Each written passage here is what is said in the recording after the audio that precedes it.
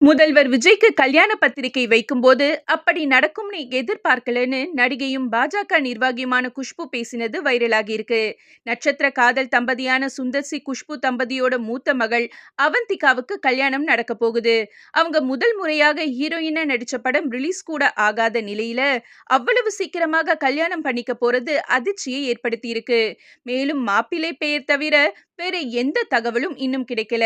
டெல்லிக்கு போய் பிரதமர் நரேந்திர மோடியை குடும்பத்தோட சந்திச்சு கல்யாண பத்திரிகை வச்சதை தொடர்ந்து இப்ப முதல்வர் விஜய அவர் வீட்லயே போய் குடும்பத்தோட சந்திச்சு கல்யாண பத்திரிகை வச்சிருக்காங்க குஷ்பு. அப்ப நடந்த சில சுவாரஸ்யமான விஷயங்கள் குறித்து இன்ஸ்டாவுல போட்டோவோட பதிவிட்டிருக்காங்க குஷ்பு. அந்த பதிவுல, எங்க குடும்பத்துக்கு இன்று மிகவும் சிறப்பான மற்றும் மறக்க முடியாத நாள். எங்க அன்பு சகோதரரும் தமிழ்நாட்டின் முதலமைச்சருமான விஜய் அவர்களை அவரோட வீட்ல சந்திச்சு எங்கள் மகளின் திருமண அழைப்பிதழை நேரில் வழங்குற வாய்ப்பு கிடைச்சது.